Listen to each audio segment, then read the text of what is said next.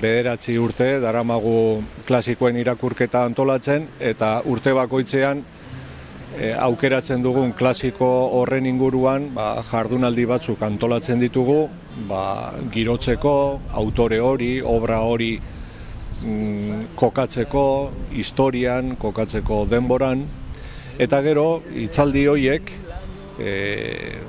urtean zehar antolatzen ditugun hitzaldi horiek transkribatu eta gu naita ez kokatuta gaude euskalgintzaren barruan, eta gaur egun euskalgintzako sektore guztiek aho batez aitortzen dute itzulpenaren garrantzia, eta gauza funtsesko bezala. Hau da, kanpoko jakituria hori, hizkuntza guztietan ematen den jakituria hori euskeraz ematea.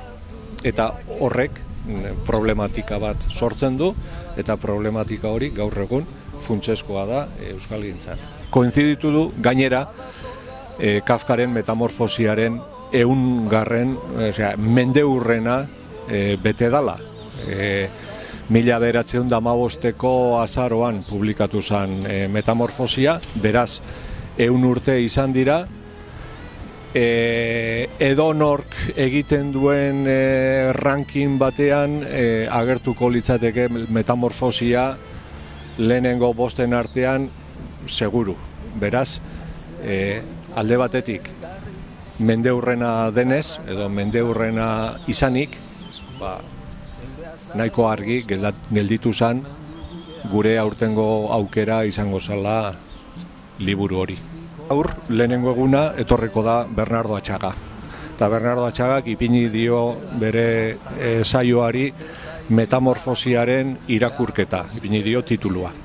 Bigarren egunean datoz bi Naroa Zubillaga eta Jordi Llobet. Jordi Llobet da estatu osoan dagoen aditurik importanteena Kafkaren gainean. Etorriko da Bartzelonatik eta hitz egingo du katalanez. Eta aldi bereko itzulpena egongo da euskerara.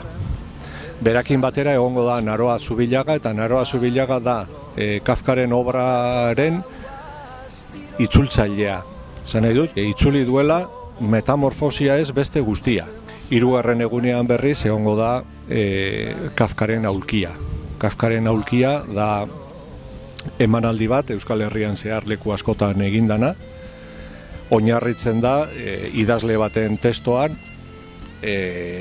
kasu honetan nire testo bat izango da, Kafka Bilbon izeneko testo bat, eta idazle horrek bere kontakizuna kontatu ahala gaiak proposatzen dizkie bi bertsolariri. Kasu honetan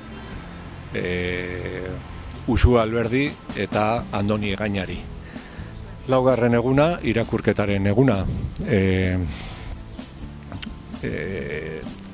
Irakurlea hurbilduko da ara eta egingo du ibilbide bat. Llegatuko da Atrilera eta ura izango da bere gloriako momentu hori, gero hori grabatuta geldituko da, egongo da YouTubeen, egongo da leku guztietan, eta berak aukera izango du grabazio hori bialtzeko.